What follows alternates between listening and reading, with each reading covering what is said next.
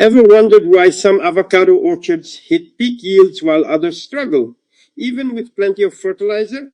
The truth is, most growers are trapped in generic schedules that leave massive amounts of money on the table. Today, we are moving past the guesswork and diving into a precision agronomic blueprint that can boost your harvest by nearly 40%.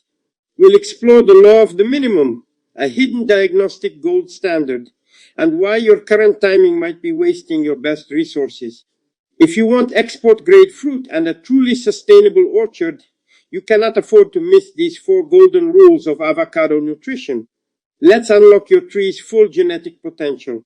All right, let's talk about avocados. In this explainer, we're going to demystify the whole process of growing them. We're going to dig into the real art and science behind getting that picture-perfect avocado from the orchard to your kitchen counter. Have you ever wondered what it really takes to grow the perfect avocado? Well, it's not luck, and it's definitely not some secret recipe. It's actually a precise, scientific conversation between the grower and the tree. And in this explainer, we're going to learn how to listen in. So, let's jump right in. You know that amazing feeling when you slice into a perfectly green, perfectly ripe avocado? We all love that. But for the people who grow them, making that happen every single time is a huge, huge challenge. It's kind of like a puzzle. So, what's the big secret they're all trying to figure out? You know, we see these gorgeous pictures of lush green avocado orchards, and it all looks so peaceful. But for the growers on the ground, getting a consistent, high-quality harvest year after year, that's a huge challenge. It's a constant battle. Yeah, it really all boils down to this one question, doesn't it? You can be in the exact same orchard, with the same sunlight, the same water, so why is one tree loaded with beautiful fruit while its neighbor is struggling? Well, the answer is hidden in the soil, and maybe more importantly, inside the tree itself. Now, a lot of people think there must be some kind of magic bullet fertilizer out there. You know, just find the right mix, throw it on the ground, and boom. Perfect avocados. But the science is crystal clear. That's a total myth. In fact, overdoing it on one nutrient can actually make things worse. The real strategy is so much smarter than that. Well, if you look at the research, the main problem is often hiding right in plain sight. This quote here really nails it. One of the biggest reasons for a poor crop is something called inadequate nutrient management. Seriously, it boils down to what the tree is eating and, crucially, when it's eating it. So let's start our journey from the big picture and zoom our way in. The science really begins before a single tree is even planted, with the architectural plan for the entire orchard. Now, this isn't just about planting trees in neat rows, it's about designing a whole community. To give a young avocado tree the best possible start, farmers will strategically plant other crops, like coffee.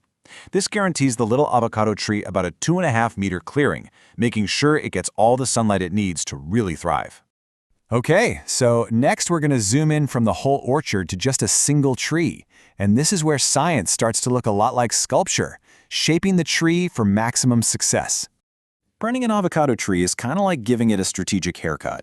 So, over on the left you see a young tree. Its central growth point is snipped to force it to grow outwards, not just straight up.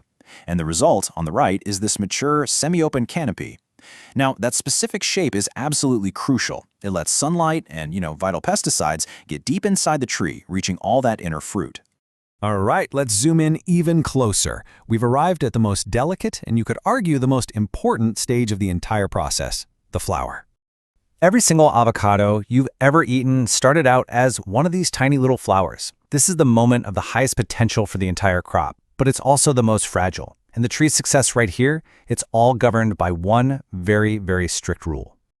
And that brings us to our first big idea. This whole nutrient thing is basically a high-stakes game for growers, and we're about to see why it matters so much. It all starts with a core principle in plant science, something that really gets to the heart of an orchard's weakest link. It's called the law of the minimum. Think of it like this. A tree's nutrient needs are like a chain. And the strength of that chain, its growth, isn't determined by all the strong links. Nope, it's dictated by the single weakest link. It doesn't matter if you have tons and tons of nitrogen if you're just a little bit short on zinc. That one tiny deficiency holds the entire system back. And this diagram just shows it perfectly. You've got your primary nutrients, the big players like nitrogen, right there in the middle. Then you have the secondary ones and these micronutrients out on the edges. And what's so wild is you can't fix a zinc deficiency by just pouring on more of the big stuff. The whole system has to be in balance. Okay, so this right here is a fundamental rule in agriculture. It's called the law of the minimum. The easiest way to think about it is like a chain. A chain is only as strong as its weakest link, right? Well, a plant's health is the same. There are 16 essential nutrients, and if just one of them is missing or in short supply, the growth of the entire plant just stops. It's an incredibly delicate balancing act. All right, let's talk about one of the most important things for getting a great avocado harvest: how you feed your trees. Today, we're going to break down exactly what your mature avocado trees need to really thrive and produce a ton of fruit, all based on expert advice. So you got to ask yourself this simple question: what does a high-yielding avocado tree actually eat? I mean, think about it. A tree that's pumping out hundreds of avocados year after year is like an elite athlete. It needs a very specific diet to perform at that level. So, what's on the menu? Okay, before we get into the nitty-gritty, let's get this one core idea straight. Fertilizing isn't just about randomly throwing stuff on the ground. Every single avocado you pick literally takes a little package of nutrients out of the soil. So your job as a grower is to put those nutrients back, to replenish that account, so the tree is ready for next season. All right, first up, the big three. You know, while a tree needs a whole range of micronutrients, when it comes to getting a big harvest, it really boils down to three main players. These are the heavy lifters, the macronutrients that do most of the work for tree health and fruit production. So, meet the team. First, you've got nitrogen, or N. Think of this as the gas pedal. It's all about growth, the leaves, the branches, the sheer vigor of the tree. Then there's phosphorus, P. That's the foundation. It's about long-term health and vitality. And finally, potassium, K. That's the finisher. It's all about fruit quality and helping the tree handle stresses like cold snaps. Okay, let's zero in on nitrogen. We're starting here because, honestly, this is almost always the biggest limiting factor in avocado production. If you don't have enough nitrogen, the whole system just slows down. Now, for the world-famous Hass avocado, the target is somewhere between 170 and 225 kilograms of actual nitrogen per hectare per year. That's the fuel it needs to keep a productive orchard going strong. And if you're growing other common varieties, like Forte, Bacon, or Zertano, the range is a little wider. You're looking at about 110 to 225 kilograms per hectare. The exact number really depends on your specific orchard. But here's an absolutely crucial pro tip. You don't just dump all that nitrogen on the trees in one go. The best way to do it is to feed them steadily. You split up that total yearly amount into 6 to 9 smaller, monthly doses, and you apply it right through your irrigation system.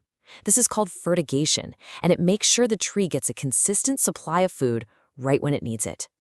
Okay, so nitrogen is the star of the show, but it doesn't work alone. It has two essential partners that really complete the picture: phosphorus and potassium. So let's break that down. For phosphorus, you're only aiming for about 40 to 60 kilograms per hectare. Its job is foundational, right? Long-term health. But for potassium, you're looking at a massive dose, 180 to 250 kilograms. This is what's really driving that amazing fruit quality, helping the tree manage its water, and even giving it a boost against the cold. Now this chart, this tells a really interesting story. Just look at the scale of these numbers. Trees are hungry for nitrogen and potassium. Look, they're practically neck and neck in how much is needed. But then look at phosphorus. They need way, way less of it. This visual really drives home that you can't just use some generic balanced fertilizer. You have to match the tree's actual appetite.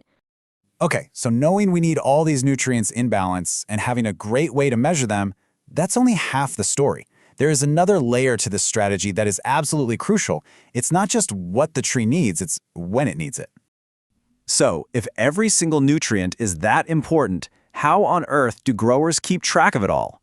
Well, the first piece of the puzzle is learning to read the tree's own internal clock, because as it turns out, timing is absolutely everything. Take a look at this. This is a super critical moment in the life of an avocado tree. See, a tree goes through different phases all year: budding, flowering, making fruit, and this whole cycle has a name. It's called the phenological cycle. And here's the kicker. What a tree needs to eat during flowering is completely different from what it needs when it's growing big, delicious avocados. So the takeaway is huge. When you fertilize is just as important as what you fertilize with. You see, an avocado tree goes through 5 very distinct growth stages over the course of a year. Scientists call them phenological phases. From when the buds break, to flowering, to fruit development, each phase has a completely different appetite for nutrients. That's why just using the same fertilizer mix all year long simply doesn't work. This table breaks it down perfectly. You can see how growers have to sync up what they do with what the tree is doing. Look closely. During that 60-day window from flowering to fruit set, what's the recommendation? Only water, no fertilizer. But right before, during floral bud break, and right after when the fruit starts to form, that's when it's go time for nutrients. It's like a precisely choreographed dance with nature. And this graph shows it so clearly. See that green line? That represents nutrients like nitrogen, which the tree kind of slowly sips on over a 2-year cycle. But now look at that steep brown line. That's calcium. The tree gulps that down in a totally different, much faster pattern. If you apply nutrients when the tree isn't ready to use them, you're just wasting time and money. And that brown line for calcium? It reveals a golden rule that you absolutely cannot break.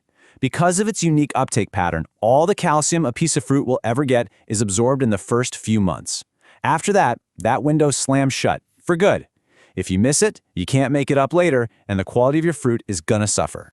Okay, but does all this theory, the strategic timing, does it actually mean more fruit in the bin? Well, a really important 4-year study, led by Dr. Carol Lovatt at the University of California, Riverside, put that exact question to the test. And the results were, frankly, staggering. Compared to a standard program, just 1 extra bit of nitrogen in April boosted the yield by 31% over 4 years. But get this, applying an extra dose in November, right when the tree is starting to form the next year's flowers, that resulted in a massive 39% increase. That is the proof, right there. And when you get this dance right, the payoff is massive. Research shows that just by timing the nitrogen application perfectly, right when the tree is flowering, you can increase the yield of Hass avocados by up to 39% compared to just feeding them on a standard monthly schedule. 39%. I mean, that's not just an improvement, that's a total game changer. Okay, so timing is key. We've established that. But how do growers know which nutrients are needed at any given time? Well, for that, they have to learn to speak the tree's language by reading its leaves. All right, so if we need to find that one weakest link in the chain, how in the world do we do that? We can't just guess, right? We need a proper diagnostic tool. We need to get a report card straight from the tree. I just love this idea. Your trees are literally trying to communicate with you. They're sending out signals all the time about what they need. The real skill is learning how to listen and understand what they're trying to say. So here's your first warning light, low nitrogen. The leaves get small, they turn a pale green, and they start to curl upwards. It's a really clear sign of general hunger, telling the grower, hey, this tree needs its main fuel. Now look at this, a completely different signal. See that ground burn along the edge? That's not general hunger. It specifically points to a potassium deficiency. Growers have to learn to read these incredibly precise visual clues. Okay, now it's your turn. Let's see if you can be a plant detective. On the screen, we've got 2 different micronutrient deficiencies. They both cause yellowing, but they do it in really different ways. Can you spot the difference between the zinc deficiency on the left and the iron deficiency on the right? The zinc deficiency on the left has this sort of spotty mottled yellowing between the veins. But the iron deficiency on the right, that has a really sharp, distinct pattern of green veins on a yellow background. You have to know exactly what you're looking for. Okay, let's break it down. The zinc deficiency on the left creates this blotchy, kind of mottled yellowing between the veins, giving the leaves this crowded feather duster look. But check out the iron deficiency on the right. It's much sharper, right? It creates this beautiful but very unhealthy network of dark green veins against a super yellow leaf. It's this level of detail that separates a good grower from a master grower. So we've gone over the what and the how much, and that brings us to what is, without a doubt, the most critical part of this whole thing, the golden rule. You see, all these numbers we've talked about, they're fantastic starting points. They are excellent guides. But to go from being a good grower to a great one, you have to get specific. And hey, don't just take my word for it. This is a direct quote from the experts who developed these guidelines. They're telling us flat out, these are guides. The best way to figure out what your trees need is to ask them, and the way you ask them is with a scientific test called foliar analysis. So what on earth is foliar analysis? It's actually pretty simple. It's basically a blood test for your tree. You take a sample of leaves, you send them off to a lab, and they run a chemical analysis on them. The report you get back tells you exactly what nutrients the tree has successfully absorbed, showing you what it has plenty of and where it might be running low. And here's how simple it is to do. Step 1, you select the right leaves. You want healthy leaves that are about 5 to 7 months old. Step 2, and this is important, is timing. You collect your samples during the perfect window, which is from August through October. And finally, step 3, you take those lab results and you use that data to fine-tune your fertilizer plan for the next year. You adjust up or down based on what your trees are actually telling you. For a long time, the go-to was soil analysis. But here's the problem. For a super important nutrient like nitrogen, soil tests are just not reliable. Why? Because the amount of nitrogen in the soil is always changing. It's affected by irrigation, what microbes are doing, everything. A soil test is just a single snapshot of a constantly moving target. So the solution, what's now considered the gold standard in the industry, is leaf analysis. Seriously, think of it like a blood test for the tree. By testing the leaves at just the right time, you get this incredibly stable, super accurate picture of what the tree has actually taken up and is using. It's not about what's in the soil, it's about what's inside the plant. And this is not guesswork. Just look at the precision we're talking about here. For nitrogen, growers are aiming for a tiny window, just 2.0 to 2.2%. For something like zinc, it's 30 to 150 parts per million. That is what you call data-driven farming. It's incredible. But right when you think you've cracked the code, there's a plot twist. It turns out what you can see with your own eyes isn't always the full story. Sometimes the biggest problem is something called hidden hunger. And this is a perfect example. You see these pale, kind of sad-looking leaves. Your first instinct might be, nitrogen deficiency, easy fix. But, and this is a huge but, the research shows that these are the exact same symptoms you see from root rot caused by too much water. If you add nitrogen fertilizer to a tree with rotting, waterlogged roots, you're just making the problem way, way worse. This is why you can't just trust your eyes. You always have to confirm with hard data. So you really need to use two tools together. Looking at the leaves for visual clues is great. It's fast, it's free, it's intuitive. But it can be misleading, and you're usually reacting to a problem that's already there. Scientific leaf analysis, on the other hand, is precise. It's proactive. It can find that hidden hunger before the tree even looks sick, and it gives you the scientific proof to confirm what your eyes are telling you.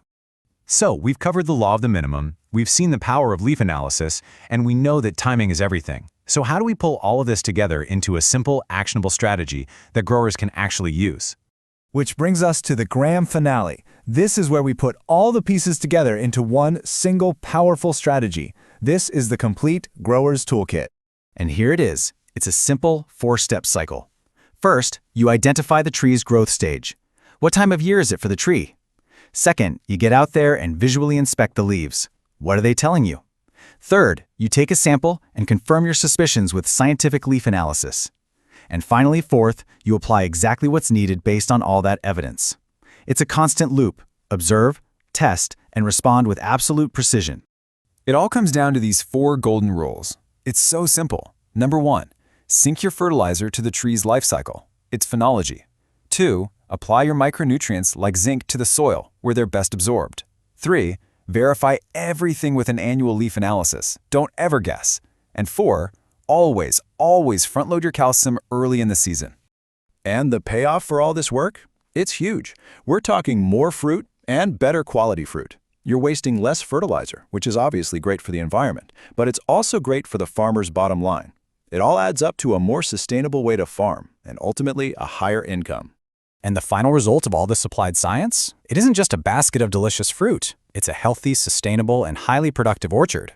It's really a testament to the fact that growing our food is one of the most complex and fascinating sciences out there. So, as we wrap this up, it kind of leaves us with a bigger question to chew on. When you think about it, this entire process is really a conversation, a dialogue. The grower listens by observing the plant, confirms with data, and then responds. So is this back and forth, this evidence-based teamwork between a farmer and their crop, is this the blueprint for the future of all sustainable farming? Definitely something to think about. So you see, in the end, growing the perfect avocado isn't about some magic bullet. It's about science, it's about precision, and it's about listening. Truly listening to what the tree is telling you through its leaves and its life cycle. It really is a conversation. The only question is, Are we listening closely enough? Welcome to the debate. If you're training an Olympic marathon runner, you don't just dump 20,000 calories on a table on Monday and say, good luck. Right, that would be a complete disaster. Exactly. You meticulously time their carbs before the race, their protein after. Yet in high-yield avocado cultivation, we are constantly arguing over this exact premise. So today's central question is, well, what actually drives maximum crop yield? Yeah, is it syncing fertilization perfectly with the tree's physical life cycle, its phenology, or is it strictly fulfilling baseline diagnostic thresholds? Right. And I argue that targeting nutrient management to specific growth stages is the absolute key to unlocking yield. And while I maintain that none of that timing matters if the foundation is cracked, prioritizing strict baseline nutritional requirements, guided by leaf analysis and total annual volume, supersedes any clever timing trick you try to pull. Let's look at the mechanics of how a tree actually grows.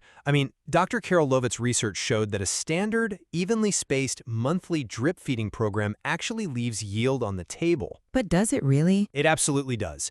Because the tree's demand isn't flat. If you strategically apply extra nitrogen during anthesis, that critical window in April when the tree is actively flowering and setting fruit, you get a massive boost. Wait, or at the end of the fall vegetative flush, right? That's her other key window. Exactly.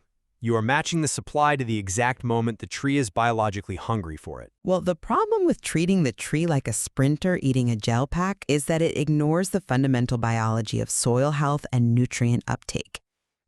Dr. Tom Embleton's research on mature host trees proved that the precise timing of nitrogen simply does not change fruit production. Okay, but how can timing not matter during a crucial growth phase? Because what dictates success is the total annual volume. We're talking about 1.5 to 2 pounds of actual nitrogen per year.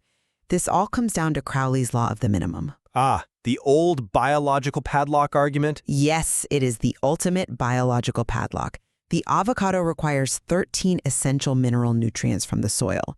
You can spoon-feed it perfect nitrogen in April, but if it is short a fraction of an ounce of zinc, the entire system bottlenecks. Growth simply halts. I hear you on baseline deficiencies, but let's be real. Relying purely on a yearly quota ignores the physical reality of the tree in the spring. How so? Well, during the bloom period, the avocado tree often pushes out active new shoot growth, and that new growth essentially acts as a parasite. It aggressively diverts vital nutrients away from the vulnerable flowers and young fruit, causing them to drop. Sure, resource competition is real. It's a massive drain. If you aren't timing your applications to overcome that specific parasitic drain, you are actively losing your crop. It's the exact same with calcium. Okay, let's hear the calcium argument. Calcium absorption follows a single sigmoid curve. That means the fruit drinks up almost all the calcium it will ever need in one massive gulp during its first 5 months. Miss that window because you are focused on an annual average and the fruit degrades. Yes, new growth is a parasite, I'll give you that, but you're trying to time your way out of a foundational deficit. Let's talk about the danger of relying on calendar timing based on erratic soil data. I wouldn't call it erratic. It is incredibly erratic. You cannot manage this precisely using soil analysis, especially for tracking nitrogen or salinity. Irrigation and leaching constantly wildly swing those numbers. Precision timing is an illusion without the Diagnostic Gold Standard, which is leaf tissue analysis. But leaf analysis is just a static snapshot from the autumn. Relying on an October leaf sample to dictate what I'm doing during an explosive April bloom feels, incredibly reactive. It's not just a random snapshot, though. It is a highly calibrated steady-state reading. There is a very specific reason we sample 35 to 45 fully expanded 5 to 7-month-old spring flush leaves between August and October. Because it's convenient for the growers? No, because younger leaves are biologically chaotic. Their nutrient levels spike and crash as they expand. By late summer, those mature spring leaves have stabilized. So you're saying it's the only reliable metric? Exactly. They give you the only true unvarnished reading of what the tree is actually holding in its tissues. Without that baseline truth, your phenological timing is just throwing expensive fertilizer into the dark. Well, we've laid out two distinct philosophies here. My position remains that matching your nutrient management directly to the avocado tree's specific phenological stages and those mineral accumulation curves is what pushes a baseline crop into its maximum genetic yield potential. And my position is that enforcing the law of the minimum through rigorous diagnostic leaf analysis is what secures the baseline health necessary for any yield to occur at all. Fair enough. Though, despite the fundamental split in our approaches, we do converge on the physical realities of the avocado leaf itself. Oh, definitely. Because of its notoriously thick, waxy cuticle, we both agree that foliar applications for major nutrients like nitrogen and zinc are highly inefficient. Right. You might as well be spraying water on a raincoat. Absolutely.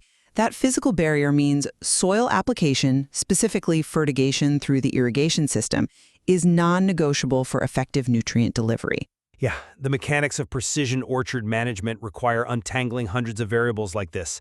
We invite you to dig into the research and weigh these biological mechanisms for yourselves. Thanks for joining us on The Debate.